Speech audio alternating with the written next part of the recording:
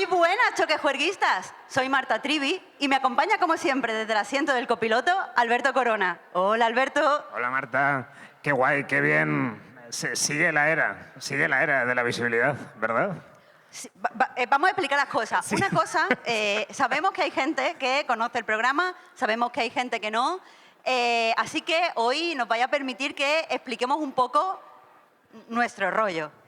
Tenéis que saber una cosa, que es que estamos en nuestra era de la visibilidad, lo que significa básicamente que es que antes éramos un podcast no profesional, aunque nosotros seamos profesionales, pero ahora estamos de gira. De ahí que estemos, para la gente que nos esté escuchando desde casa, en el espacio Séneca, que estemos aquí haciendo el programa en directo desde el Divulga Cine, y de ahí que hablemos un poco de una de nuestras cosas favoritas, que son los musicales. Pero antes de eso, vamos a presentarnos un momento. Como decía en la intro, yo soy Marta Trivi, soy crítica cultural. Durante muchos años me he dedicado a analizar videojuegos y ahora, pues, digamos que soy crítica cultural en el apartado sentimental y en el apartado material, digamos que soy una parada. Que no importa, pero dejemos las cosas claras. Pero no os preocupéis, porque me acompaña mi compañero Alberto, que es pues uno de los mejores críticos de Españita, ¿no, Alberto? No, en absoluto. Pero es verdad que yo parado no estoy, o sea, pero en ese sentido sí que hay un...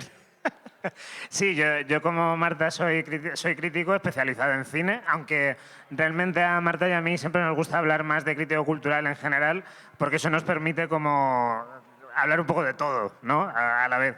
Si nos da por hablar de videojuegos, de un libro que nos guste, en torno pues a películas o simplemente a temas, pues nos lanzamos a por ello un poco ya con la patente de corso, un poco de hablar de lo que nos dé la gana, un poco, y como nos dé la gana. Es un poco la idea. Aún así, en este programa hablamos de lo que nos dé la gana, pero tenemos una serie de márgenes. O sea, Choquejuergas tiene como una base filosófica que os queríamos explicar, porque una cosa de las que hacemos es muy importante que la tengáis en mente. La primera es nuestra aproximación al cine. Nos ha gustado mucho estar escuchando la mesa redonda que había antes, porque era de creadores de contenido y, por ejemplo, nos ha llamado mucho la atención que estos profesionales usan contenido para las cosas que se crean sobre cine, los textos, los vídeos, pero también usan contenido para el cine. Y claro, nosotros, que no somos creadores de contenido, sino que somos críticos, siempre hacemos un poco como, ¿cómo? Porque al final, para nosotros, el cine es cultura y la cultura se disfruta y no se consume. Somos muy quisquillosos con eso. Y precisamente por eso, y de aquí viene un poco nuestra base, nosotros no creemos que os tengamos que vender, si se puede decir así, una película. La estamos analizando. Y por eso hablamos con spoilers. No significa que os vayamos a destripar las pelis gratuitamente, pero sí tenemos que hablar de un concepto. Y ese concepto está al final de una película, lo vamos a comentar. No solemos avisar, pero hoy que hablamos de muchos musicales, si hay algo muy importante lo diremos. Pero si alguno ha pensado en escucharnos desde casa, que lo tenga en mente. Posiblemente spoileemos Mamma Mía. Bueno, Mamma Mía sí. O sea, posiblemente digamos quién es el padre Meryl de Streep Sophie. se ha follado a los tres señores. Sí. Lo bueno también un poco es que los musicales, yo creo que el tema de los spoilers es bastante inoperante en general. Bueno. O sea, pero es verdad que sí, que si alguien se anima a escucharnos después de esto, es verdad que hablamos siempre con spoilers. En este caso, pues yo creo que estamos un poco a salvo de que nadie se sienta alarmado si le reventamos, yo qué sé, el final de Chicago o Moulin Rouge, muere Nicole Kidman. ¿Vale? Esas cosas que pasan, pero vamos, sí, es un poco nuestra perspectiva, vaya, de cómo hacemos nuestro trabajo. Dicho esto, pues vamos a empezar un poco cuando nos llamaron desde Divulga Cine y nos pidieron que hiciéramos un programa sobre musicales, lo primero que pensamos es que quizá un buen punto de partida sea pensar en qué pasa con los musicales en este momento, porque hay mucho discurso alrededor de cómo parece que los musicales se avergüenzan de ser musicales. Últimamente han salido muchos tráilers de películas musicales donde los actores y las actrices no cantaban o donde muchas veces no salía ninguna de las películas, o sea, ninguna de las canciones que estaba en la película. Hablo de cosas como Mean Girl, que es un musical de Broadway. Sin embargo, el tráiler tenía una canción por encima de Olivia Rodrigo y ninguna de las actrices salía cantando. Hablamos de Wonka, donde en cierto momento salía cantando pues salía la canción de los Oompa Loompa, pero en sí mismo los otros actores como Timothée Chalamet pues no salía cantando. Bueno, así muchísimos. Mi ejemplo últimamente. favorito de esto es la película de Joker 2, Folie D. ¿El qué? Folie D. Folie D. ¿Te gusta mucho mi francés? Folie D. Pues Joker 2, una película increíble, no le ha gustado a nadie. ¿A ti sí? A mí me ha flipado, estoy obsesionado con Joker 2. Pero, Eso dice mucho de su calidad como crítico, yo lo dejo ahí. Desde luego, o sea, para que no os fiéis de nada de lo que diga a continuación.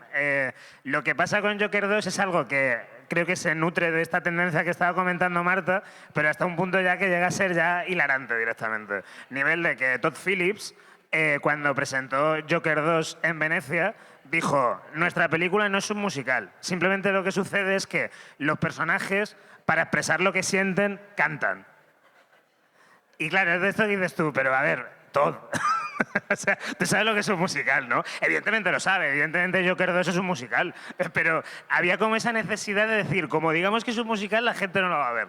Y es verdad que en el caso de Joker 2 tenían razón, porque nadie lo ha ido a ver. A lo mejor no era porque era un musical. El caso es que desde la industria se tiene como la idea de que los musicales están fracasando y que si lo pueden esconder mucho mejor, sobre todo, y esto ya me remito a otros compañeros críticos, dicen nuestros compañeros que en especial la generación Z le da como cringe los musicales. A la generación Z le da como vergüenza el hecho de estar viendo una película y que uno de los personajes se ponga a cantar. Entonces está esa idea, hay que esconder que sea un musical. Lo más importante es llevar a la gente al cine y después allí que pase lo que pase, pero que la gente no lo sepa. Y eso transmite la sensación de que pues quizá el género está en crisis, cosa que no sería la primera vez, ha habido bastantes crisis dentro del musical, pero sí sería la primera vez que el musical está en crisis y la idea que ha sido para sacarle de la crisis ha sido esconder la musicalidad. Sí, o sea, yo suelo decir mucho que como los dos grandes géneros cinematográficos son el musical y el western, y les pasamos un poco lo mismo. Nivel de que llevan en crisis 80 años, pero se siguen haciendo, realmente, porque es algo un poco la propia genealogía del musical es consustancial al cine, ¿no? Esto viene también un poco, pues, supongo, del nacimiento del cine como espectáculo, de una atracción de feria, un poco originalmente, ¿no? Del mismo modo que el western es indisociable de la construcción de los Estados Unidos y cómo Estados Unidos en ese sentido cogió rápido la delantera para convertirse, digamos, en la vanguardia del cine, al menos entendido en su vertiente más comercial, pues también con el musical ha ocurrido esto. El musical es como que... Claro, el tema del musical evidentemente es bastante más complejo por lo que tiene que ver con esta doble vertiente, ¿no? Que es por un lado las películas musicales y por otro los espectáculos musicales del teatro, directamente, de lo que es el circuito de Broadway.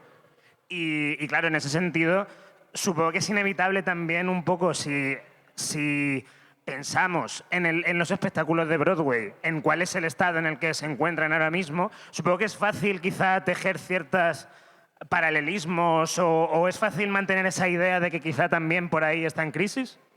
Sí, a ver, es cierto. O sea, no os venimos a decir, normalmente intentamos como hacer un poco de presión contra las ideas que están muy generalizadas, pero no os podemos decir que el musical no esté en crisis.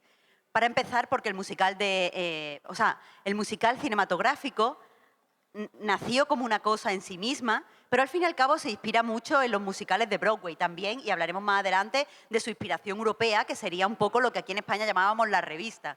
Estos shows en los que salía una persona, cantaba una canción y había como un poquito de narrativa. Pero en Estados Unidos, eso, los grandes musicales vienen un poco de los musicales de Broadway. Y en Broadway es cierto que hay una crisis importante.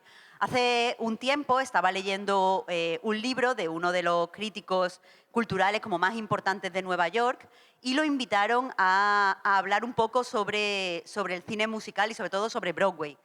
Y este hombre, que durante muchos años ha dirigido una revista dedicada a Broadway, decía que efectivamente el musical de Broadway está en crisis y está en crisis porque ha desaparecido el papel de los analistas de musicales de Broadway. Os cuento un poco lo que llevaba, porque, o sea, lo que decía, porque creo que funciona bastante bien como contexto.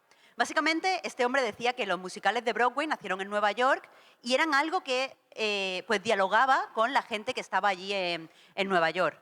La idea era, la gente le interesa, o sea, la gente de Nueva York es la gente que va a ver los musicales en persona y como van a verlos en persona y a disfrutarlos, pues normalmente leen sobre musicales, se informan y gracias a los críticos culturales tienen como una gran cultura del musical. ¿A qué se refería con cultura del musical? Pues a que esa gente decía, vale, pues me interesa ver, no lo sé, Los Miserables, pero en vez de ver Los Miserables en enero, que lo está dirigiendo el director de escena Pepito Palotes, yo voy a esperar a verlo en agosto, porque es que va a llegar este otro director de escena que a mí me gusta porque pues tiende a poner unas luces más rojas. Y la gente tenía como un enorme conocimiento, iba a ver los shows varias veces para poder ver las diferencias muchas veces entre el actor principal que cambiaba, pues la actriz, la persona que hacía le dirigía la orquesta, de repente era otra persona y daba otro pues motivo a cierta canción. Pero como fue desapareciendo poco a poco la gente que hacía crítica de Broadway, la gente de Nueva York como que dejó un poco de interesarse por Broadway y entonces pues entró lo que él llama la primera crisis. En esta primera crisis empezaron a desaparecer los musicales originales y desaparecían simplemente porque, primero empezaron a hacer rondas más cortas. Al principio una obra a lo mejor estaba en Broadway 4 años, 5 años, no estoy hablando de grandes obras como El Fantasma de la Ópera, que a veces estaba 60 años. Estoy hablando de los musicales como más tal, pero tenían una duración de 5 años, 6 años, 7 años. Pero claro, como la gente ya no sabía que había diferencias en la propia obra, iba a verlo una vez, entonces empezaban a cancelar obras muy rápidamente y el ciclo de nuevos títulos pasaba muy rápido. Pero después la gente dejó de ir a ver a obras que no conocía. Entonces nació esta crisis que llama la crisis de la IP, por la cual solo se hacían musicales de cosas que la gente conocía. De repente se hacían musicales del Rey León, porque la gente lo conocía de Disney. Se hacían musicales pues, de chicas malas, porque la gente había visto la película. Se hacían este tipo de musicales de cosas muy conocidas que dejó de interesar a la gente local. Y ahora dice que el problema que tiene Broadway es que, salvo excepciones muy llamativas como Hamilton, la gente de Nueva York no va a ver esa obra, eso es para los turistas. Entonces, pues te encuentras producciones que se hacen con 4 duros, con IPs que ya se conocen, y se ha perdido la cultura del musical. Y él al final añadía, quizás porque no hay cultura del musical, porque la gente no sabe los elementos que entran en juego en un musical, porque el cine se ha alejado lo suficiente de Broadway sin inventar sus propias dinámicas y sus propias pues reglas, cosas de las que hablaremos más adelante. Pues básicamente todo el musical ha empezado a caerse como un castillo de naipes y el musical está en crisis. Pero claro, él no dice esto de que los jóvenes se avergüenzan, en verdad.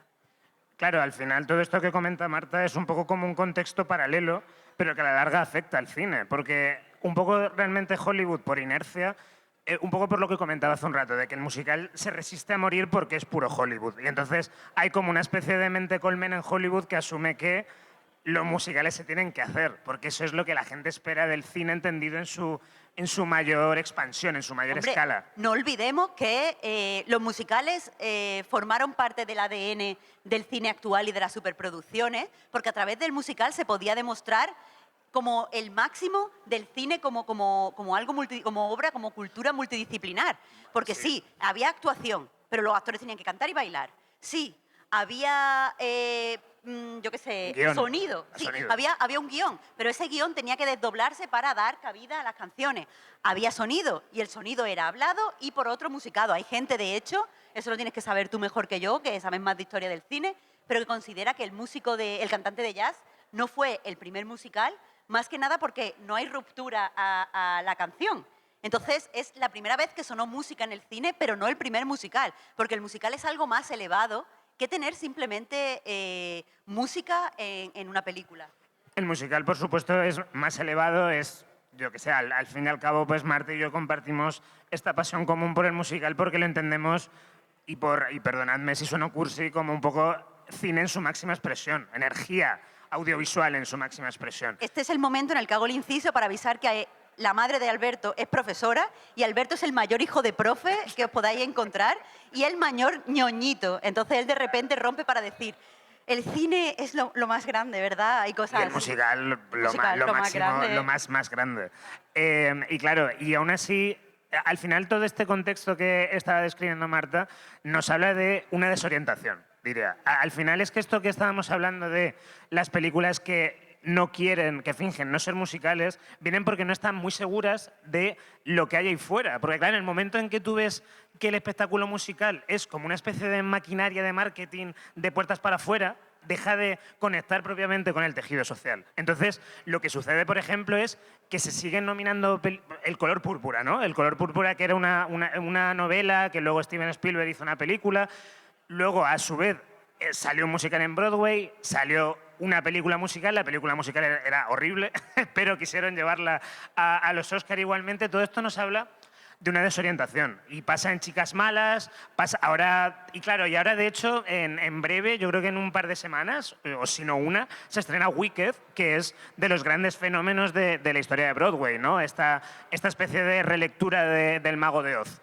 Y claro, lo que ha sucedido con Wicked, sin embargo, es como una especie de mezcla de estos motivos publicitarios, también de esta desorientación, pero que yo creo que se alinea con lo que ha venido a ser, diría, el gran fallo de toda nuestra argumentación, de todo lo que estábamos diciendo hasta ahora, o la gran excepción, si queremos verlo de forma más amable para nosotros, que es el hecho de que la película más taquillera del año pasado fue un musical.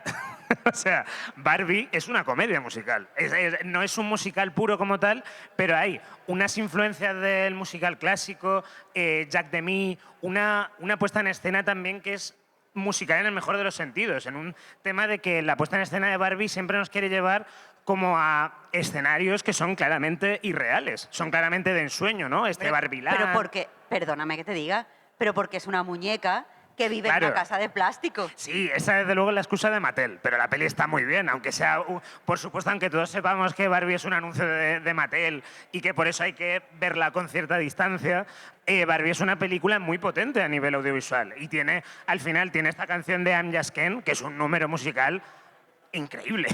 O sea, es un número musical, de hecho, que además condujo a que en los Oscar hicieran otro número musical en sí mismo que también fue increíble. Y claro, al fin y al cabo, Barbie, para nosotros es un poco, bueno, para mí, estoy hablando ahora mismo, es un poco la gran muestra como que realmente sigue habiendo un gusto por entender el musical en su energía más primordial. Da igual que sea un musical como tal, o que es un musical en sí mismo, pero hay esta alegría de repente ver a Ryan Gosling, que lleva toda la peli siendo increíblemente gracioso, ponerse a cantar I'm Just Ken y ponerse a bailar en contraluz, ¿no? Y claro, y al final todo esto de pensar en lo que fue el Barbenheimer, porque claro, si recordáis además fue un fenómeno muy bonito porque se retroalimentó. Gracias a Barbie, Oppenheimer se estrenaron el mismo día y un poco hubo una retroalimentación en la medida que ambas películas fueron extremadamente taquilleras. Y la gente, pues ya lo sabéis, se la veía una detrás de otra, se vestía de rosa y bueno, lo de negro no llegó a cuajar tanto en realidad, pero la gente se viste de rosa mucho para Barbie. Y aquí es cuando ya llegamos, puestos a pensar en, wow, ¿qué nos puede enseñar? No llegamos, yo te tengo que contestar a muchas cosas. Ah, porque he dicho No cosas llegamos. totalmente que estás en desacuerdo. No llegamos. Te voy a decir, lo primero desacuerdo, tengo que decirte, es que yo soy la presentadora y no puede estar adelantando los temas de la escaleta. Ya no hago más la escaleta contigo. Ya. La escaleta también es un chiste recurrente, de cómo me la salto, cómo dudo que realmente exista una escaleta. En este podcast hay escaleta. En todos, en realidad. Sí. Todos nuestros podcasts tienen escaleta. Otra cosa es que tú no la hagas y te dé igual. Pero el caso, no, te quería parar, no por eso en verdad, sino porque has abierto una serie de puertas con las que no termino de estar muy de acuerdo. Sí que me gusta una cosa que has dicho, que es que has comentado que hay una especie de desorientación alrededor del musical. Y estoy de acuerdo con eso. Creo que pasa un poco por ser la traducción de una traducción. En el sentido de, ponía Alberto el ejemplo del color púrpura. El color púrpura era una novela. Y en esa novela hay una serie de temas que se tratan con un tono y que se tratan con una serie de profundidad. Steven Spielberg coge esa novela. El paso de la novela al cine ya supone una traducción. Y en esa traducción se ganan cosas, pero también se pierden cosas. Al final, cuando se habla de adaptación al cine porque hay un proceso de adaptación, de traducción, por el cual se modifican cosas. Si cogemos esa película y esa película la llevamos al musical de Broadway, ya es una traducción de una traducción que conlleva una tercera adaptación. Y si ese musical de Broadway lo traemos al cine, volvemos a hacer ese proceso. De lo que era una novela, han quedado a lo mejor los hechos de la narrativa, pero han quedado poco en cuanto al tema, en cuanto a tal. Yo creo, personalmente, que muchas veces cuando hacemos adaptaciones, cuando trabajamos de esta forma, y trabajamos sobre todo con IPs, hay un proceso no sé, como de disolución de temas y de solución a lo mejor de la honestidad de lo que era la obra original. Yo no digo que siempre que se vaya a adaptar una novela se pierdan cosas. Yo creo que hay adaptaciones muy buenas y creo que se puede como revigorizar todo este tipo de obras. Personalmente, yo creo que West Side Story de Steven Spielberg revigoriza West Side Story, que ha sido muy diluida en sus consecuentes adaptaciones en el escenario y en sus consecuentes adaptaciones al cine. A mí me gusta la película original, pero creo que Spielberg sabe insuflarle un poco de vida.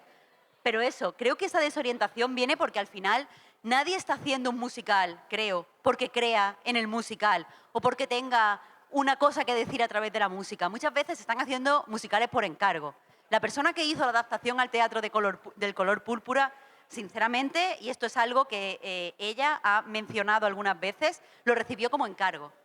Tú eres una mujer que está interesada en estos temas, haznos una adaptación. Y claro que se puede crear por encargo. La gente de la cultura al final somos curritos y nosotros es algo que defendemos eso mucho, de ser currito de la cultura. Pero quieras que no te va a interesar igual adaptar el color púrpura que hacer un musical de algo que a ti te interese, de un tema en el que tú creas. Entonces yo creo que la desorientación viene por ahí. Otro síntoma, en realidad, es lo de Barbie. Efectivamente fue la película más taquillera del año pasado. Personalmente, y aunque sabemos que Barbie es publicidad en un 70%, y para... Bueno, 95 o 95, o sea, digo un 70, es publicidad en sí, pero al final Greta Gerwig quiso hacer Barbie y no se la encargaron directamente, entonces por eso tal. Barbie, evidentemente, es un vehículo publicitario en forma de película, si queremos llamarlo así, pero me resisto a llamarlo comedia musical como tú, aunque es verdad que tiene números musicales, porque creo que el número musical de Barbie viene de querer referenciar otros musicales. Es decir, de trocear, por ejemplo, cosas de West Side Story, pues pasarlos así un poquito a la parrilla y presentarte un nuevo plato. Yo me como ese plato con gusto y ese plato me gusta, pero I'm Just Ken funciona porque nos recuerda a la intensidad de West Side Story y se está riendo de eso. Y no sé hasta qué punto tenemos que reivindicar eso como una salvación del musical. No, yo más que una salvación, yo lo veo como una huella de que realmente ahí hay una energía que estaría guay que se aprovechara más. Sin ir más lejos, el I'm Just Ken fue de las cosas más publicitadas de Barbie. A un nivel de la gente ya iba sabiendo que iba a encontrarse con un número musical. Quizá no tan largo, que a mí eso me sorprendió. Digo, wow, es que realmente la canción es larga. Y es un número musical que además se expande por varios escenarios y demás, pero que desde luego, como dice Marta, es una reminiscencia de algo. Es como una mezcla entre el Grease Lightning de Grease y lo que tú has comentado, los Jets de West Side Story. Claro, es que al final... parece, o sea, y es verdad que la gente, creo que el público, y especialmente el público joven, no rechazó de pleno el I'm Just Kent pero creo que era porque no podía ser cringe si lo que se estaba es riendo de otros musicales. Esta autoconsciencia de la que a veces hablamos desde el postmodernismo, estamos ahora en una estructura de sentimientos postmodernistas, entiendo que eso es algo que tenemos todos presentes, y en esta estructura de sentimientos, una de las cosas que nos permite como dar un espacio para hablar es la insinceridad o la ironía. Si estamos usando la ironía, si nos estamos riendo de algo, en realidad no nos estamos exponiendo. Simplemente nos estamos riendo, esto no es algo real. Esto, si no te gusta y te parece cringe, es que era solo una broma. Y Barbie utiliza eso. Y yo creo que una de las cosas interesantes del musical, y una cosa que vamos a reivindicar ahora cuando hablamos del tema Mamma Mía, es que Mamma Mía es profundamente sincero. Entonces, no me ha gustado tu reivindicación. A ver, en verdad yo os he metido tremenda chapa de Barbie solo porque me venía muy a cuento. Que no, Es que que no te viene a tengo que cuento, decir, lo voy a tengo que decir usar, una cosa lo de voy a Wicked usar. ahora. Ah, que quieres hablar de Wicked, venga. Pues es nada. que tú te estás tirando aquí temas Cuenta y no Wicked. me estás dando la réplica. Se supone que vamos a hablar de Mamma Mía y llevamos ya media hora. Pero Bueno, pues más tiempo. No importa. Pues si queréis os levantáis. No, no os levantéis, por favor, que me voy a tener muy triste. El caso, con lo de Wicked quería decirte que es que lo de Wicked ha sido muy extraño. Desde luego me gusta que lo relaciones con Barbie. Hay mucha gente que lo está haciendo. Tiene pinta de que Wicked va a ser un éxito en taquilla, a mi pesar, porque no me gusta Ariana Grande como Glinda. Yo sé que Ariana Grande tiene muchos fans y si queréis pues nos encontramos ahí fuera y nos pegamos. Pero a priori a mí no me gusta como Glinda.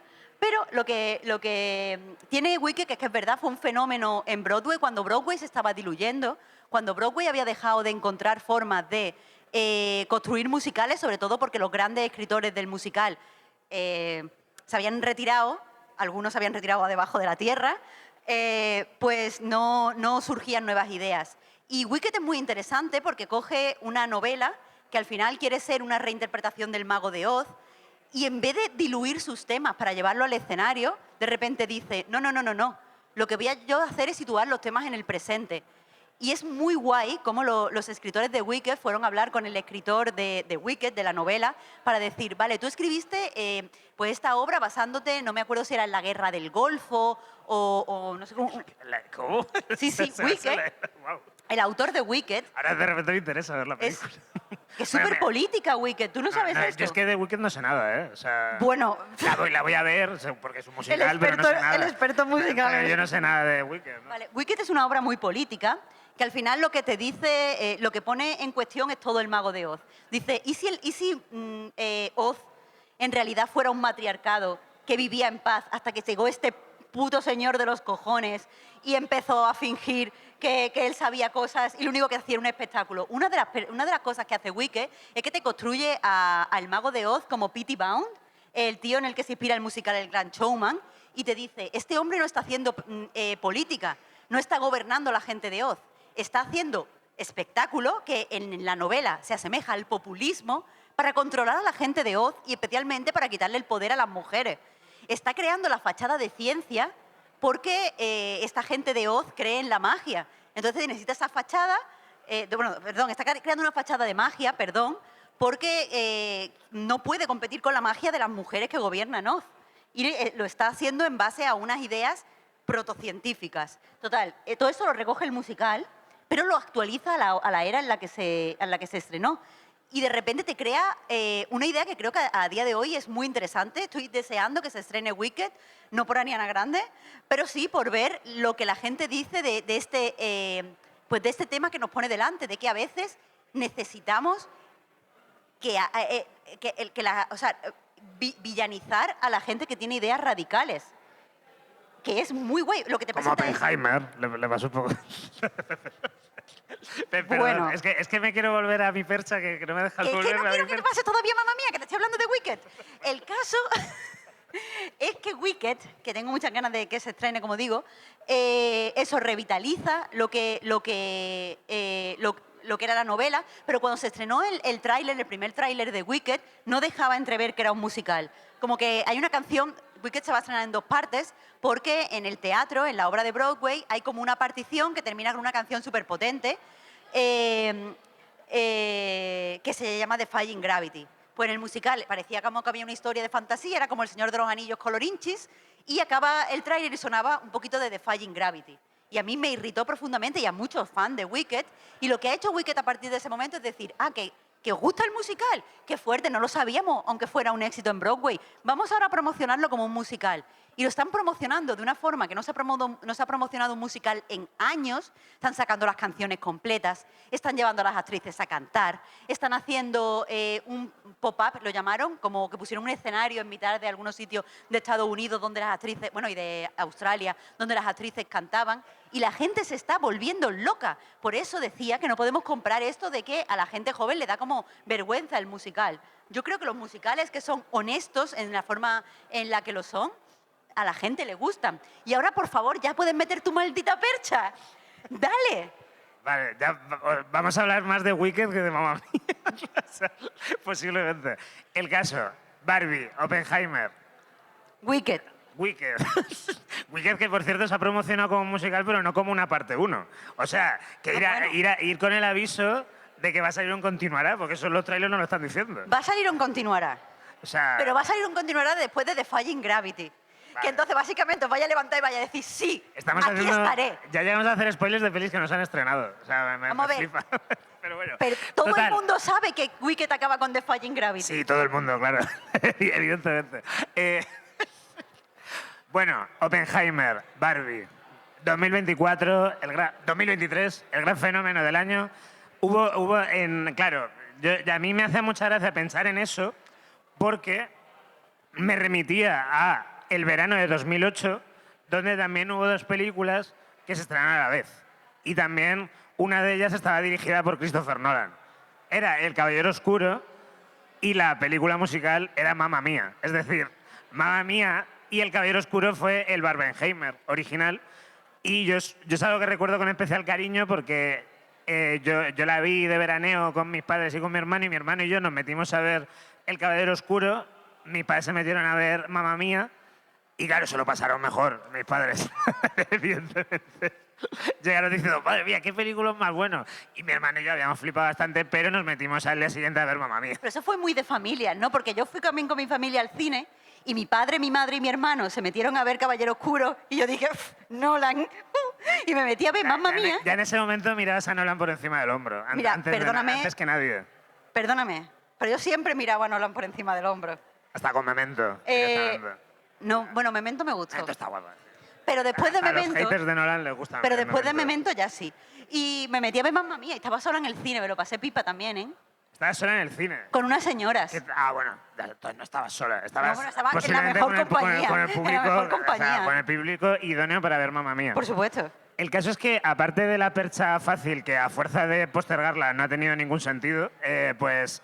Sí ha tenido. Gracias, Marta. Barbenheimer y Mamma Mía, El Caballero Mamma Mía son la misma cosa. El Caballero Mamma Mía. Vale, eso ya me gusta. El caso es que lo que sucede también con Mamma Mía y con El Caballero Oscuro es que son dos películas que, pues por supuesto, no podrían parecer más antagónicas, pero ambas son películas caracterizadas por la crisis, donde así como hablamos ahora mismo de crisis del musical en 2023-2024, Mamma Mía y El Caballero Oscuro también son dos películas profundamente marcadas por la crisis.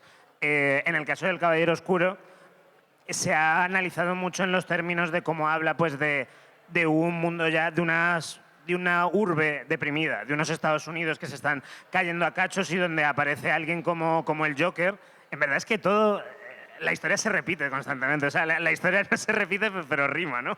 Entonces, en su día, claro, Joker era como una especie de desafío a unas cierta ética que evidentemente en 2008 no estaba funcionando. Porque lo que sucedió en 2008 es que empezó la gran recesión. Empezó una crisis económica de la que difícilmente se podría decir que hemos llegado a salir, porque como hemos seguido encadenando crisis desde entonces, o sea, yo desde 2008 prácticamente el mundo no ha conocido otra cosa que crisis. Entonces el Caballero Oscuro, de alguna forma, en sus imágenes se veía eso en la propia narración, el propio tono, este aire fatalista que tenía, ¿no? Que luego a la larga fue también un poco contraproducente por la chapa que nos dieron luego intentando imitar al Caballero Oscuro. No estoy mirando a nadie de Zack Snyder, pero el caso es que por la parte de Mamma Mía también podemos hablar de crisis. Lo que pasa que en su caso hablamos también de otra crisis profunda en el suelo estadounidense como fue el 11S.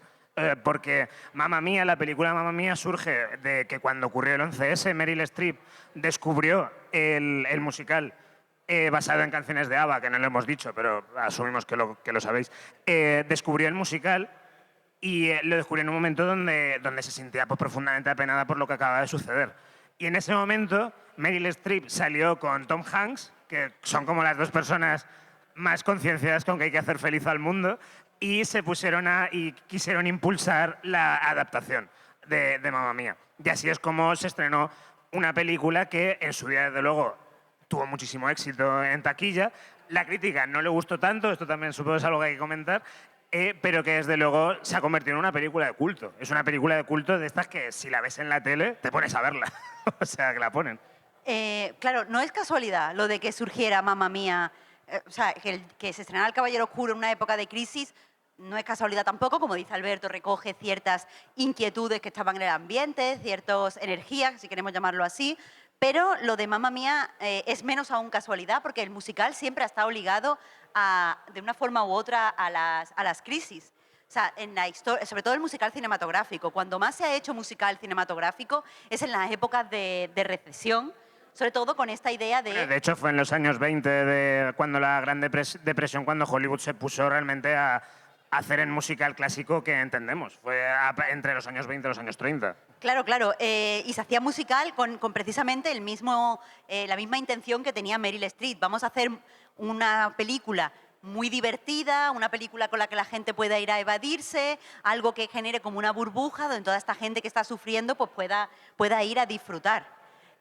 Claro, el musical no se ha quedado en eso, ahora hablamos dramas musicales y se utiliza el musical básicamente para expresar cualquier cosa, pero sí que es verdad que siempre ha tenido una parte dedicada a vamos a hacer feliz a la gente, el musical como forma de divertirse y tocar las palmas y poder alejarnos de todo este tipo de cosas, pero en ese sentido, y retomamos una cosa que hemos mencionado antes, Mamma Mía nace como un musical honesto.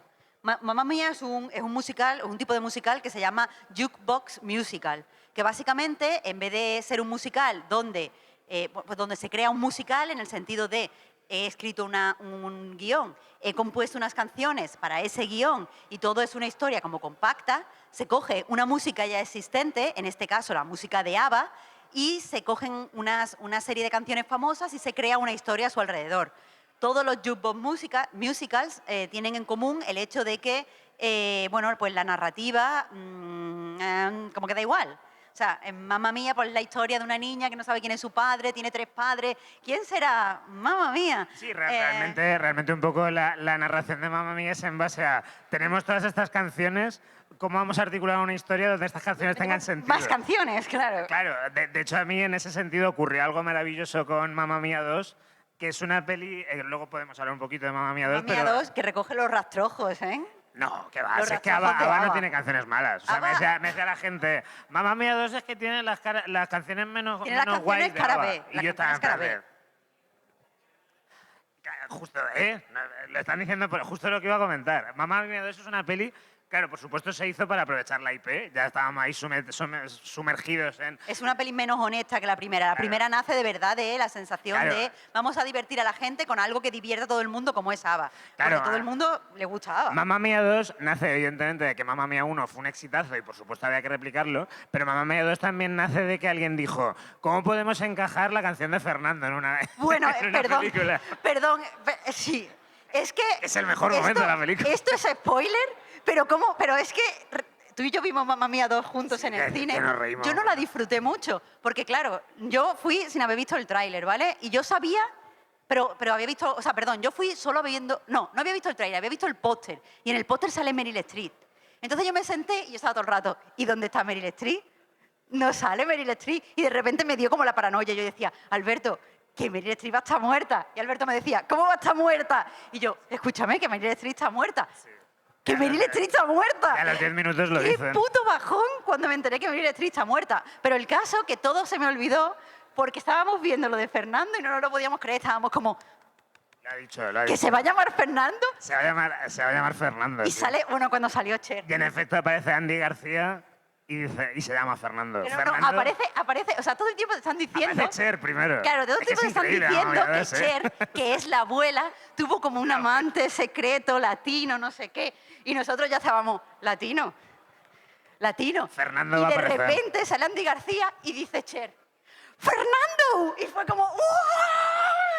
Fernando Cienfuegos, que además mola porque si no Cienfuegos. recuerdo mal, Y era... el videoclip es en una hoguera. El videoclip de ABBA es en una hoguera con... Claro, y por eso se llama Cienfuegos. Fernando Cienfuegos, es Es que que- está increíble. Pero es que, claro, el personaje de Andy García lleva saliendo todo el tiempo. Claro. Pero es que hasta cuando se nos conectaron los Lleva cables... saliendo todo el tiempo haciendo de Latin Lover, porque De no, Latin, claro. no dice más cosas aparte de tengo un pasado muy oscuro. Sí, y el pasado muy oscuro que se ha follado a Cher. Es que de verdad que es increíble. Que es el mejor tipo de pasado. El por lo mejor menos. tipo de pasado, os lo juro.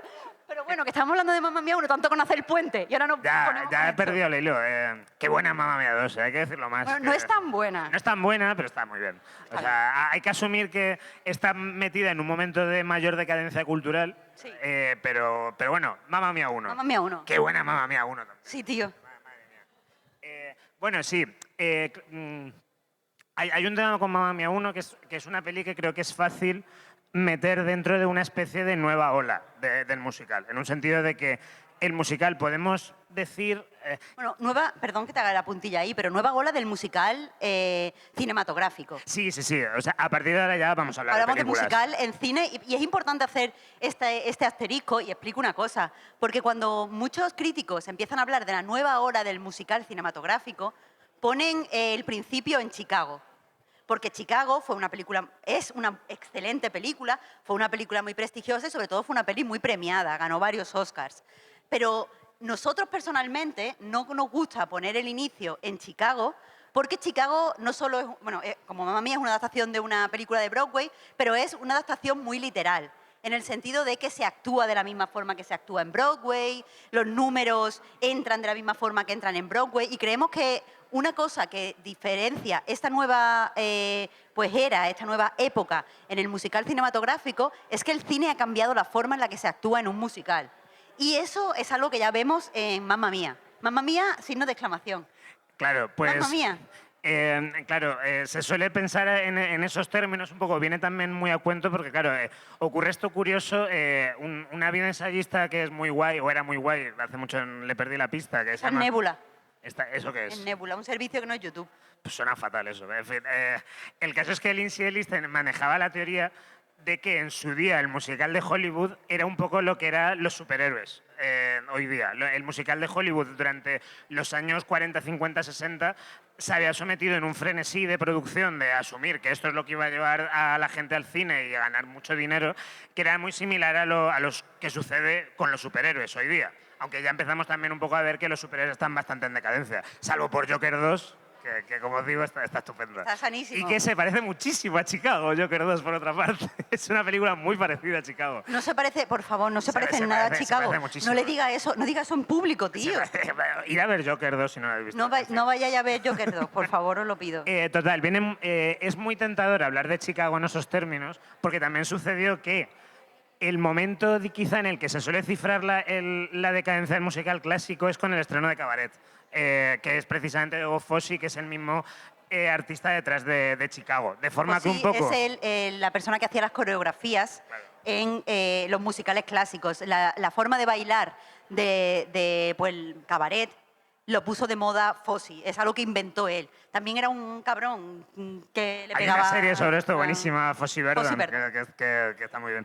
El caso es que era como muy tentador. Sin embargo, yo aquí esta es mi teoría. Puestos a entender, yo creo, el musical de ahora, creo que es más razonable irse a Moulin Rouge, que creo que es un año anterior que Chicago, simplemente porque no solo nos encontramos con el jukebox, en el sentido de que Moulin Rouge es una película de canciones preexistentes, que de hecho se meten incluso en popurrís literales. Estamos ya metidos en una lógica del pastiche y de lo espontáneo y de no pensarle tampoco mucho, que de alguna forma yo creo que nos lleva a Mamma Mía. Porque, puestos a hablar ya un poco de Mamma Mía, lo que sucede con Mamma Mía es que la gente que sale en Mamma Mía no canta bien. Ni baila. Ni baila bien. Y la peli está bastante mal rodada. Muy mal rodada. Es una peli que quiero decir que es muy... No es muy difícil de ver porque es increíble, pero me refiero a que a un nivel de formal, a un nivel de lo que solíamos apreciar a nivel crítico de los musicales, pues Mamma Mía se escapa un poco de ahí porque parece como muy amateur, en el mejor de los sentidos, en un tema de que Mamma Mía parece que le importa más la espontaneidad, digamos, la espontaneidad, el hecho de que de alguna forma intentar replicar lo bien que se lo están pasando los actores al público. Y eso, claro, eso no dejamos de hablar en un sentido posmoderno también, de ya dejar de lado cualquier preocupación formal o expresiva para centrarse en placeres inmediatos, pero es que en ese sentido es una película muy importante. O sea, al margen de lo mucho que disfrutemos viéndola, a mí en particular yo la disfruto mucho, la veo prácticamente cada año porque me gusta mucho imaginarme cuán borracho está cada actor en cada escena. Stellan Skarsgård está borracho todo el rato, o sea... Bueno, y no solo borracho, ¿sabes que iba en pelotas por la Sí. mitad del rodaje? Sí, bueno, os tenéis que ver, o sea, los es que el rodaje, mamma mía, o sea, debió ser el rodaje más feliz de la historia del cine, porque es que nadie disimulaba que era en plan, nos hemos ido a esta isla griega rodeado de extras griegos, que madre mía los extras griegos, mamma mía, por otra parte, lo que pasa, y hemos venido aquí de fiesta, hemos venido a emborracharnos, y entonces... Claro, hay un rollo de hedonista que es muy contagioso. Quiero decir, ahí es fácil y por eso un poco yo creo que la crítica la recibió bastante mal en su día. Porque al final, al cabo, la crítica pues vienes de disfrutar de Chicago, te pones delante de Mamma Mía y dices tú, pero ¿quién es esta gente? O sea, la gente la conoce, pero dice, esta gente no debería bailar, no debería cantar porque no sabe hacerlo. Claro, es verdad que, como dices, ahí se puede argumentar que quizá el nuevo musical nace con Moulin Rouge. Entiendo lo que dices del pastiche. Al final hay un crítico cultural que nos gusta mucho que se llama Alberto Santamaría, que en un libro que se llama Alta cultura descafeinada argumenta que desde hace una serie de años no se crea nada nuevo, no existe la originalidad, sino que lo único que pasa es que se hacen pastiches de cosas. Se coge un pedacito de esto, un pedacito de esto, un pedacito de esto, solo con la finalidad de entretener y se le entrega a la audiencia y a ver qué pasa. Es cierto que Moulin Rouge hace eso, pero Moulin Rouge lo hace, como tú decías, en unos códigos formales muy buenos. A mí personalmente me parece que Moulin Rouge está muy bien dirigida. Me parece Baz que... Luhrmann, o sea, el director Baz de Luhrmann Elvis también, o sea... es increíble. Pero eso, está muy bien dirigida, la música está muy bien cantada. Es verdad que no cantan en directo los actores, es verdad que no son los mejores cantantes. Técnicamente, Nicole Kidman no podría ir a Broadway a cantar, aunque suene muy bien en la película, pero sí que es verdad que ya te indica que algo está cambiando. Llegamos a Mamma Mía con este amateurismo que tú dices, y yo entiendo que a la crítica le chocara. Y si somos, o sea, nosotros, hablábamos antes de la filosofía del podcast, una cosa que nos pasa es que no nos gusta quedarnos en el nos gusta o no nos gusta una película, porque el hecho de que nos guste o no nos guste es indiferente. ¿Qué más da el gusto? Hay muchas cosas que decir de cosas que no te gustan, hay muchas cosas que analizar en las cosas o de criticar en las cosas que te gustan. A mí personalmente me gusta mucho Mamma Mía 2, Mamma Mía 1, Mamma Mía 2 no me gusta. Bueno, sí me gusta, lo de Fernando. Pero me gusta Mamma Mía 1, pero aún así veo que hay cosas que entiendo que la crítica las pusiera mal. No me gusta el amateurismo porque ha iniciado... voy a usar una palabra un poco fuerte, pero ahora mismo no se me ocurre otra, pero una degradación en el musical. No me gusta hablar en esos términos, es solo que estoy aquí en directo y pues no se me ocurre otra. Pero sí es cierto que antes, si el musical nació como una forma de coger toda la multidisciplinaridad que hace el cine, coger todas esas disciplinas y elevarlas, es decir, es un actor que no solo actúa, sino que canta, que baila, que sabe de música, que de repente te toca un violín, que era cosa que veíamos en musicales. Mamma Mía 2 dice, no, los actores no tienen que saber, los actores pueden ir mamados, que vayan mamadísimos. Mamma Y Mía. entonces... Es que me ha puesto a huevo, lo siento. O sea, Mamma Mía se llama por joder la mamada que nos estamos metiendo. Claro, los actores pueden ir doblados y da igual. Y es en cierta forma encantador porque Mamma Mía es honesta en lo que está haciendo. El problema es que eso lo han recogido otros musicales y vemos este amateurismo en muchísimos sitios.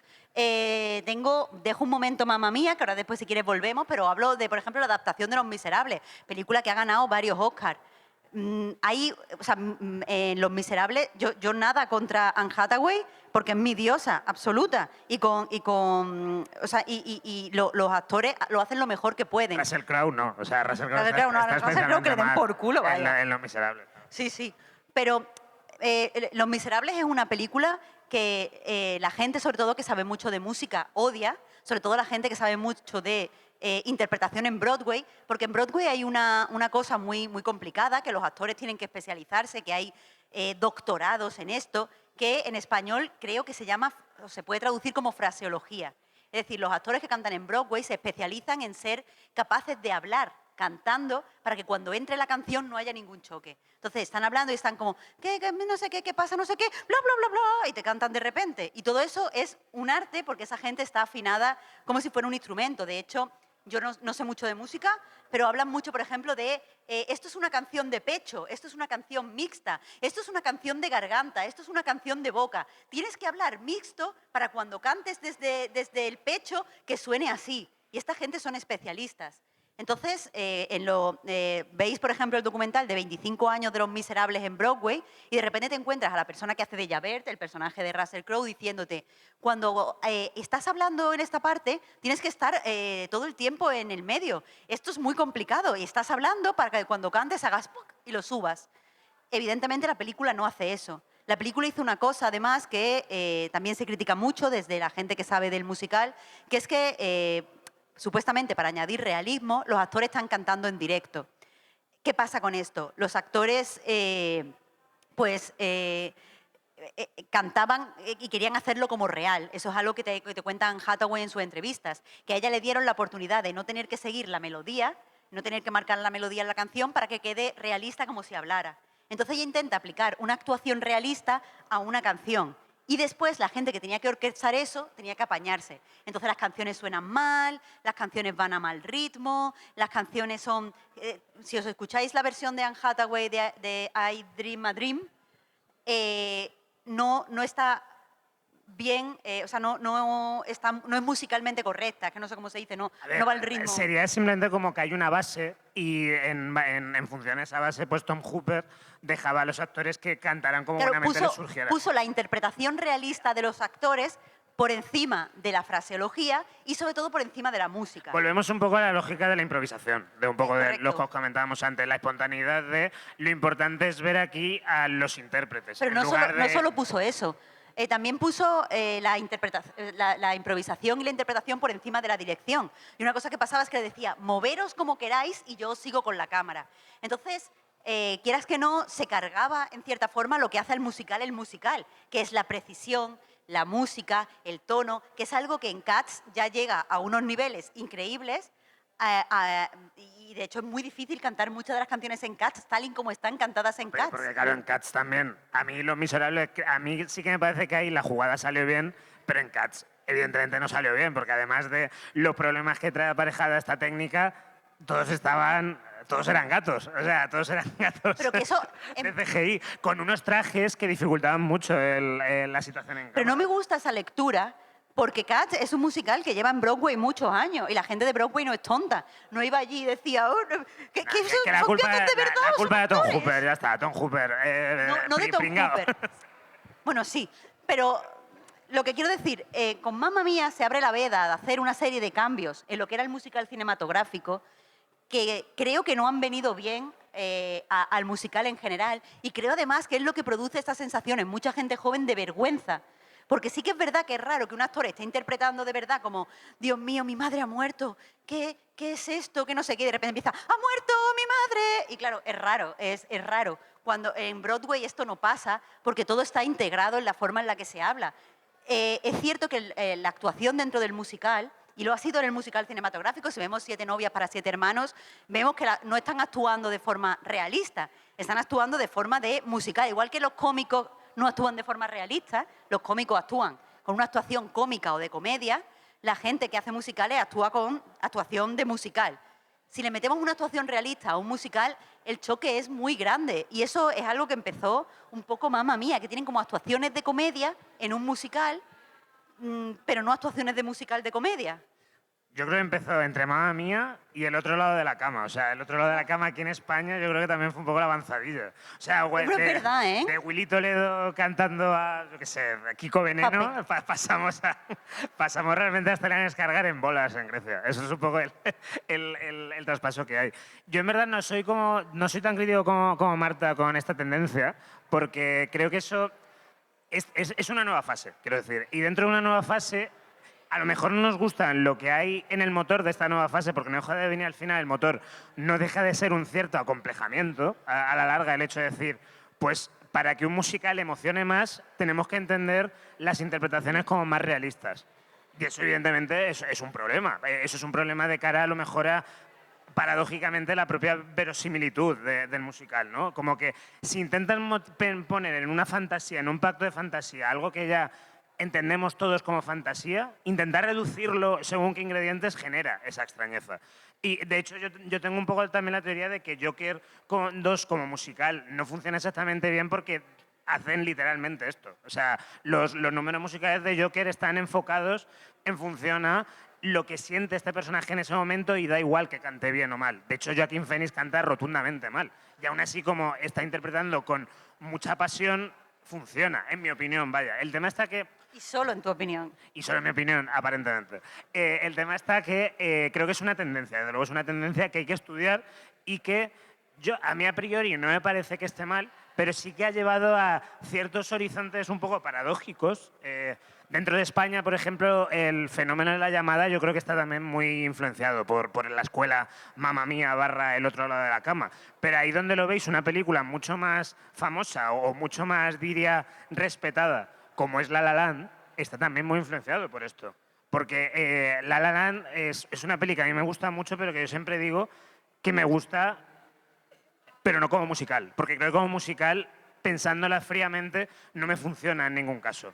Porque La La Land, por un lado, tienes un interés primordial por hacer destacar a los actores en tanto a interpretaciones que no tienen que ver, un poco, claro, viniendo de Anne Hathaway, precisamente, ¿no? Al final lo interesante también, pues cuando sale Emma Stone cantando la de A Fool's Good Dream, pues ahí está un poco que parece que está pidiendo el Oscar en la medida de mira cómo lo está sintiendo, pero no en la técnica, por decirlo de alguna manera. Y esa falta de técnica... Pero es que ese es la desgracia un poco para mí, ahora termina, pero es la desgracia un poco para mí del el cine musical, o sea, el musical cinematográfico, que el público ha interiorizado que sentirlo es actuar solo de esta manera y no sabemos leer muchas veces el sentirlo como cantar de cierta forma.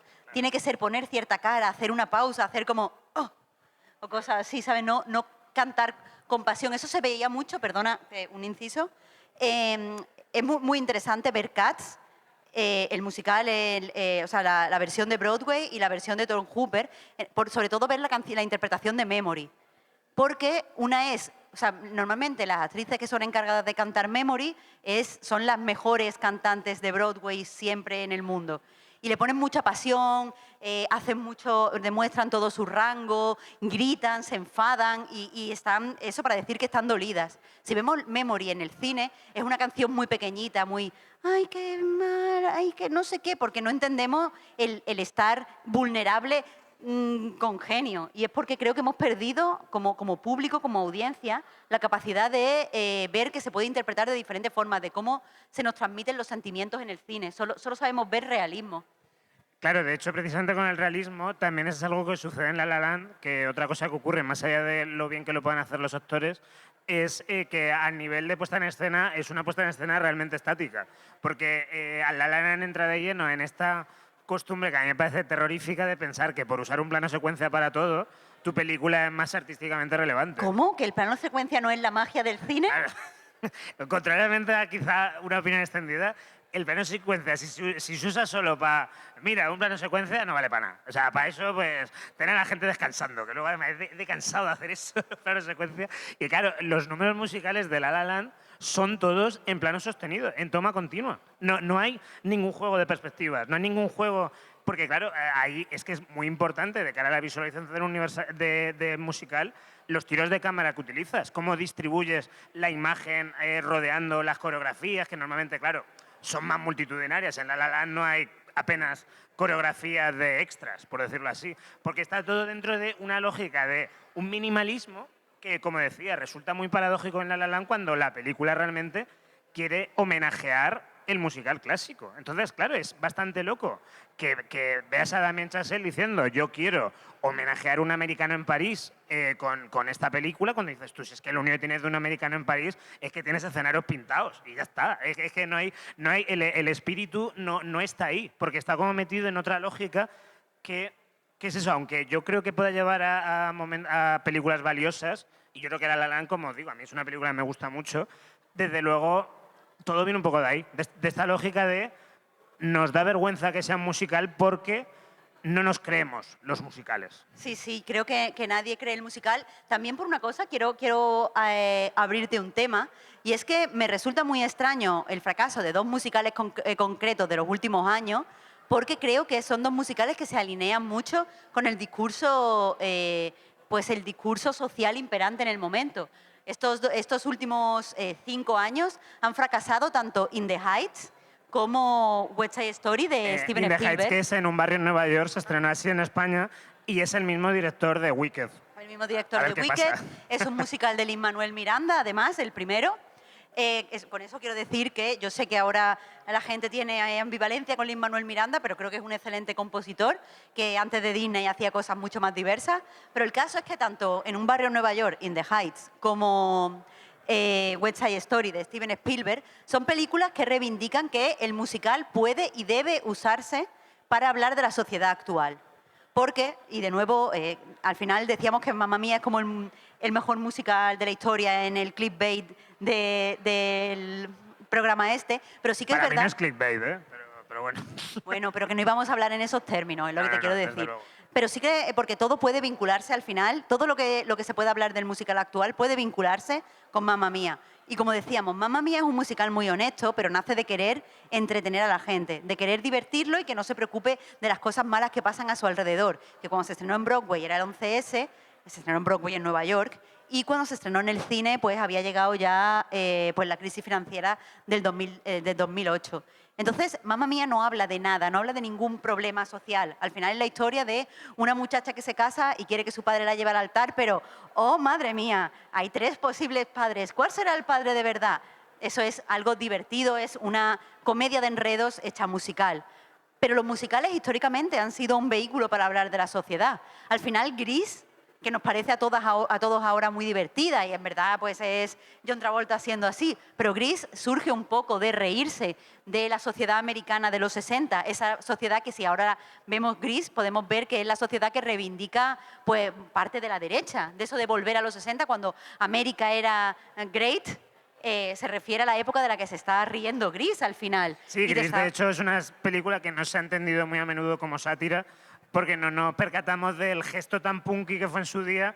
Claro, es que Gris es una peli que se ambienta en los 50, pero se estrenó en los 70. Y entonces es una película que realmente se está riendo de cómo se estaba utilizando el legado de los 50 en torno a esa América del sueño. De hecho, se habla, y hasta cierto punto con razón, de Gris como una película machista en la medida que coge esas imágenes de los 50, pero las coge siempre desde un punto de vista de la sátira, del hecho de mira a esta gente que es absolutamente ridículo. Y de hecho todo en Gris tiene ese aire como de caricatura, ¿no? De que no te crees realmente a ningún personaje. A Claro, Rizzo, claro. en todo caso, que es la mejor. Por otro lado. Pero eso sí, Gris te está hablando de, ¿te van a meter la milonga de que los 50 eran la polla? Los 50 eran machistas, los 50 eran puritanos, en los 50 la gente estaba profundamente agobiada, y que es un discurso que podemos mantener hoy, sobre todo porque, como os decía, ahora se están reivindicando los 50 y los roles de género como antiguos. Pero otro musical, bueno, no tengo que decir nada de Jesucristo Superstar, no tengo nada que hablar de Her. Hay muchísimos musicales, históricamente el musical se ha usado para hablar de temas sociales. West Side Story, la original, y el musical de Broadway lo hacía, hablaba del racismo en Nueva York y cómo al final el problema era el sistema. Un discurso que ahora se mantiene vigente y que Spielberg subraya. Dice, efectivamente, el problema no son los inmigrantes que han llegado aquí al barrio, el problema es la pobreza, porque somos todos igual. El problema es que os van a poner unos contra otros y os vais a pelear y van a pasar cosas horribles, pero el problema es la sociedad. Entonces, eso es algo que Spielberg dice.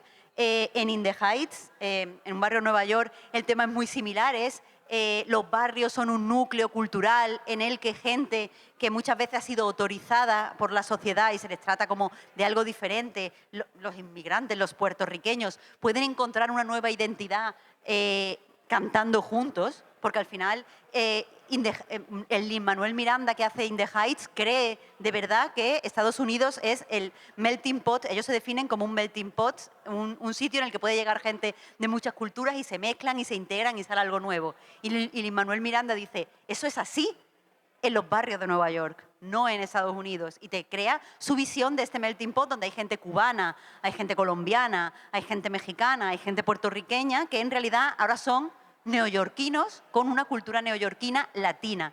Entonces, todos estos temas yo los veo muy actuales, son temas que pues se alinean con discursos sociales que se están teniendo o que se estaban teniendo en ese momento, y sin embargo nadie fue a ver las películas Y yo creo que es simplemente porque no se considera que el musical te va a poner de repente pues un discurso anticapitalista o un discurso antirracista o un discurso pues feminista delante, porque se entiende que el musical, a partir de Mamma Mía, el musical es algo que tú vas y haces como, ¡ay, qué diver, me lo he pasado! Y quizá eso es algo que no interesa. Y de ahí que los musicales que se avergüenzan de ser musicales, como Wonka, como Mean Girls, como Heathers, que se estrenará ahora dentro de poco.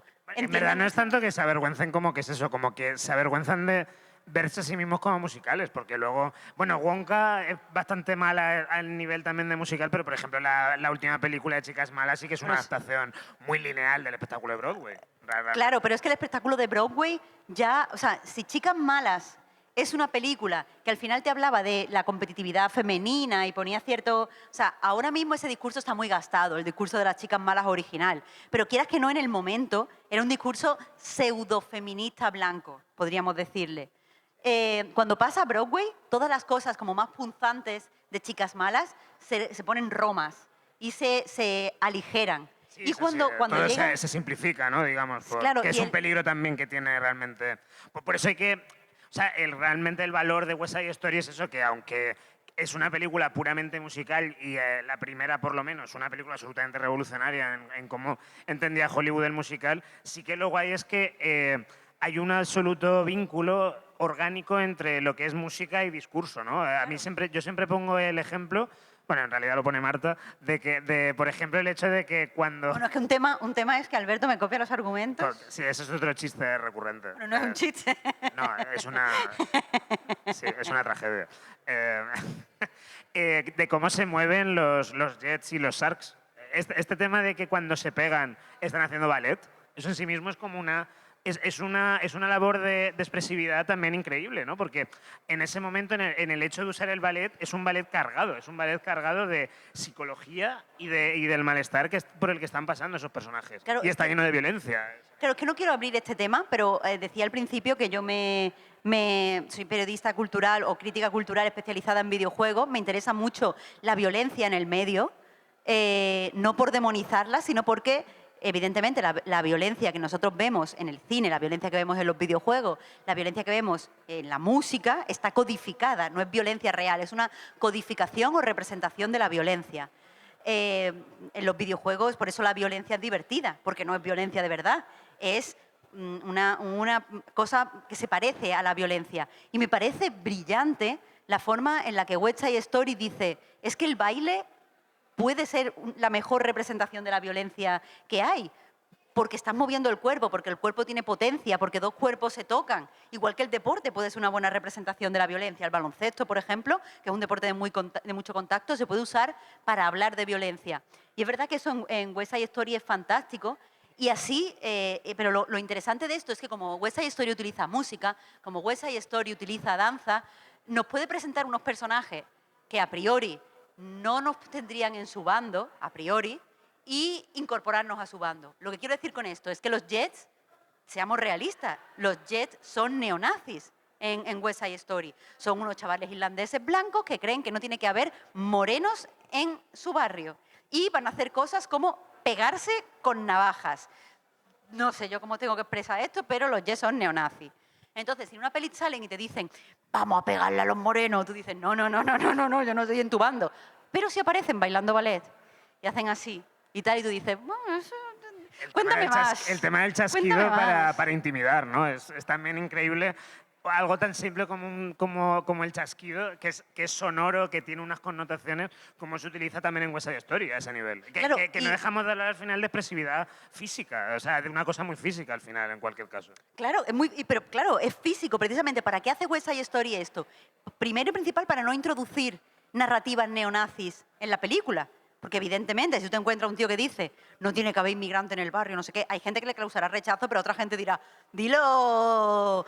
Y bueno, entonces así... Sobre todo en Estados Unidos, claro. Bueno, en Estados Unidos, te tengo que dar una noticia sobre España. Pero eso, mucha gente, o sea, introducir un discurso así en el cine, sobre todo si te lo dice gente guapa, gente tal, tiene su miga. En cambio, meten música y con eso todos estamos un poco suaves con la historia. Y entonces podemos ver en realidad lo que te quiere decir West Side Story. Que sí, que te dice que está mal lo que hacen los Jets, pero al final también te dicen, no todos estos chavales que están aquí son neonazis convencidos, son gente que se ha hecho neonazi porque hay un sistema que se ceba con la clase trabajadora, con estos chavales pobres, que al fin y al cabo, como no tienen nada y no saben mirar para arriba, pues lo único que aprenden con este sistema es mirar para abajo y decir, pues estos que están peores, estos nos están quitando lo único que tenemos. Entonces West Side Story construye su discurso a través de la expresividad y a través de la música y a través de la danza. Y eso es algo que lo que te digo, creo que a partir de Mamma Mía, la gente ha perdido el contacto con estas ideas de que el musical tiene potencia para hablar de muchas cosas, de que cuando bailamos, no solo hablabas de La La Land. La La Land tiene baile, poco, pero tiene baile, pero el baile de La La Land es un baile estético. Es un baile en el que lo único interesante, y a mí me gusta mucho la danza, pero lo único interesante es qué vestidos más chulos, qué coordinadas van. No te están al final expresando alegría quizá, alegría con el baile, pero no hay una narrativa, no hay una idea que podamos extraer de ese baile. Es el baile, hablábamos del posmodernismo, hablábamos de Alberto Santamaría, es el baile como pastiche. Han cogido el baile, lo han vaciado de significado y cuando solo ha quedado lo bonito le han dicho, tomad, ahí tenéis baile. Entonces, tiene que ser otra cosa el baile en el musical, tiene que ser otra cosa el canto en el musical. Entonces, Mamma Mía es increíble, pero Mamma Mía al final ha hecho pues de embudo por el cual muchas cosas se han vaciado de significado, cosas cuyo significado era importante para nosotros. Aún así, evidentemente tienes razón y podríamos decir que Mamma Mía es el musical más importante de la historia del cine y eso no es algo bueno, claro, no sería algo ahí bueno. quería llegar. Aún así, yo sí que... O sea, ¿por qué prefiero yo Mamma Mía antes que todos estos musicales pastiche de los que estamos hablando? Porque al fin y al cabo estamos hablando mucho pues, de la alegría que transmite el musical y demás. El tema está que la alegría al final es como una energía que puede bañarnos en cualquier momento de nuestra vida si se está afrontando de una forma, pues la palabra honesta ya ha salido hace un rato, ¿no? De una forma honesta y que de alguna manera sabe contagiarse a la gente. Entonces, en este caso, pues yo hablaría mucho de ABBA, pero también hablaría de West Side Story. Una cosa preciosa que tiene sobre todo la versión de Spielberg, que es increíble, o sea, me gustan exactamente igual, tanto la del 60 como la de Spielberg. Son dos películas extraordinarias. Pero una cosa muy buena que tiene la de Spielberg, que creo que no tenía la de Robert Wise, y Jerome Robbins, creo que era codirigida, era este hecho de mostrar, digamos, más los ambientes. En la película de Spielberg hay como más preocupación por los espacios y porque veas a la gente en los espacios. Y porque sea un barrio real. Y que sea un barrio real. Que sepamos el contexto en el que está pasando, que claro. No son unos edificios pintados. Claro. Entonces hay como un rollo de una profundidad que yo creo que se ve muy bien en el... Se puede ver muy fácil si comparamos el número de América de la peli de los 60 con la América de Spielberg, ¿no? Mientras que en la América de Robert Wise es en un escenario, realmente es un escenario que entendemos como real porque es como una azotea, solo están los protagonistas en el escenario. Entonces estamos viendo hasta cierto punto una representación. Lo que hace Spielberg es coger a esta gente y llevárselas a las calles. Entonces lo que sucede en el número musical de América de Spielberg es que al final todos están bailando, absolutamente todos. Es como la alegría, la energía del musical se va expandiendo a lo largo de toda la ciudad. Y es un número musical increíblemente hermoso precisamente por eso, porque ya la cosa no va solo de los Jets y los Sharks y del romance de Tony y de María, sino que va de toda la gente que esa energía tan hermosa que está conjurando el musical se está sintiendo apelada por ella. Sí, desde luego, a través de al final es lo que decía, a través de la música y el baile, se nos está diciendo aquí que los Sharks se están haciendo con el barrio, eso, América es un número interesante, perdonad que voy rápido, de verdad. Es un número interesante porque te plantea cómo los dos géneros, o sea, los hombres y las mujeres de este grupo de inmigrantes han visto el hecho de inmigrar. Y están diciendo todos los hombres, porque estamos enfadados, aquí estamos muy mal, nos queremos volver. Y las mujeres están diciendo como, pues peor está allí, tú te vas a volver y allí no me ve nadie, allí solo hay miseria. Que es un discurso que ahora podemos comprar o no, pero es lo que te está representando. Lo que está muy guay, verlo en el contexto de la película de Spielberg específicamente, es que los hombres durante toda la película están intentando hacerse con el barrio con los puños y con las navajas. Sin embargo, la única vez que todo el barrio se pone alrededor de los Sharks es cuando cantan y bailan. a través de la alegría y a través de la creación de comunidad. Algo con lo que dialoga con lo que decía con In the Heights. Crear comunidad no a través de hacernos con espacios con violencia, sino hacernos con los espacios a través de la cultura, en este caso, de cantar y de bailar.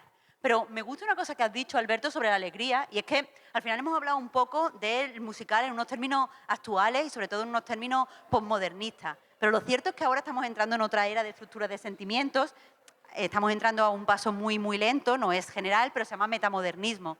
Y una cosa que tiene este metamodernismo para los estudiosos es que se va a dejar de hacer hincapié en lo mal que está todo, el apocalipsis va a llegar, nos vamos a morir dentro de 5 años y vamos a empezar un poco a hablar en unos términos utópicos, en unos términos de construcción y de sueño.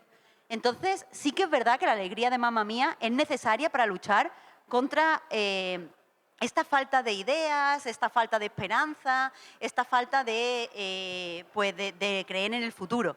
Porque al final, o sea, dice gente como Mark Fisher, que es uno de los filósofos de cabecera de nuestro podcast. Mark Fisher, en Deseo postcapitalista, apunta que como sociedad hemos perdido la capacidad de soñar y hemos perdido la capacidad sobre todo de desear. No se refiere a desear sexualmente, se refieren a que somos incapaces de desear otra cosa. Cuando pensamos en el futuro solo pensamos en y viene el apocalipsis y se acaba todo. Que soy consciente de que estoy diciendo esto en Valencia. No quiero ser, no lo digo con insensibilidad, pero eso, solo podemos pensar en unos términos de ya se acaba, ya viene, no hay nada que vaya a ser bueno en el futuro. Y lo que dice Mark Fisher es, necesitamos encontrar la forma, sobre todo de la izquierda, de pensar que podemos construir otros espacios, podemos organizarnos políticamente de otra forma, podemos construir una sociedad diferente, pero para eso hace falta un poco de alegría. Alegría en unos términos generales, no de estar de ¡ole, ole, vámonos, Arza! Pero un poco de saber que nos tenemos lo uno a lo otro, podemos cantar juntos, podemos bailar juntos y sobre todo de tener eso, un deseo de esperanza. Y eso sí lo encuentro yo en Mamma Mía. Yo salgo de Mamma Mía y digo, todos los griegos sois la polla, bueno, que ya está bien. El tema de los griegos es fin. Daría para otro podcast en sí mismo. Pero vamos, es un poco eso realmente. Al final, yo creo que si nos gusta tanto Mamma Mía es precisamente porque es una avalancha de alegría, pero de una alegría que vemos constantemente auténtica. Y no ya solo por lo que hemos comentado mucho, de que están borrachos. De que están borrachos. Y desnudos. Y desnudos. Y de que están Skarsgård y Colin Firth es el dúo cómico mejor de la historia del cine. Pero al margen de eso es que hay un tema en Mamma Mía de este encanto inasible que es que la mayor parte de las pelis pues les cuesta mucho alcanzar. En el caso de Mamma Mía yo veo que al final la pureza de su planteamiento, la alegría, la falta de prejuicio de su planteamiento te lleva a que sea, no voy a usar la palabra emancipadora, pero sí que es una alegría muy inspiradora. Y una cosa, por ejemplo, que yo pensaba viéndola, que la revisé hace poco, es, plan de, joder, es que, ¿qué más da que no tenga demasiado sentido lo que está sucediendo? Es que yo estoy viendo a mucha gente que está junta y que se lo está pasando muy bien. Hay escenas en... Sí, perdón, pero sí que puedo ver cosas emancipadoras en Mamma Mía. En Mamma Mía la familia es algo que va más allá de este capitalista, de un papá, una mamá y los hijitos. Hay familias, es algo mucho más amplio, sobre todo gente que se quiere, sobre todo gente que se ayuda, sobre todo... Hay cositas emancipadoras en Mamma Mía. También hay este rollo también en Mamma Mía de no pensar en el vínculo sanguíneo al final, porque... spoiler, no sabemos quién es el padre. Quién es el padre de Sophie. Y da igual, en realidad. Sí que hay ese tipo de cosas, pero yo qué sé, eso creo que son ya lecturas que desde luego tienen mucho interés, pero que no están en la experiencia inmediata. Yo en la experiencia inmediata yo lo que veo es una alegría contagiosa que veo... o sea, Mamma Mía, por ejemplo, hay un momento que a mí me flipa, que la gente no se suele acordar, que es que la última escena de Mamma Mía es que se rompe el suelo y aparece como... y todo se inunda. Y se ve como de fondo como una estatua. Y dice Meryl Streep, ¡es Afrodita! Y es una escena que no tiene francamente ni el más mínimo sentido. Nadie ha hablado antes de Afrodita. O sea, han hablado de Afrodita un segundo, ¿sí? Una hora y media antes. No te acuerdas, evidentemente, de Afrodita. Y de repente, en plan, mira, Afrodita. ¡Afrodita! El clímax de la película es como Meryl. Y estás ahí en plan de, yo no entiendo de qué está diciendo. Pero ahí, claro, hay como esa energía caótica que yo lo veo en... A mí, por ejemplo, una cosa que a mí me flipa de Mamma Mía, que puede ser mi escena favorita, es el número de de Mamma Mía, propiamente, el número titular, hay un momento donde Meryl Streep reacciona al hecho de ver a los tres, ¿no? De delante. Sí. Y hay un momento donde Meryl Streep mira a Stellan Skarsgård y dice, no me acuerdo, Bill creo que se llamaba el personaje de Stellan Skarsgård, y dice, Bill, ¿qué haces aquí? No puedes estar aquí, debo de estar soñando. Y Skarsgård dice, a lo mejor quieres que te necesitas que te pellizque para salir del sueño. Y en ese momento ves cómo Stellan Skarsgård le intenta pellizcar en una referencia evidentemente al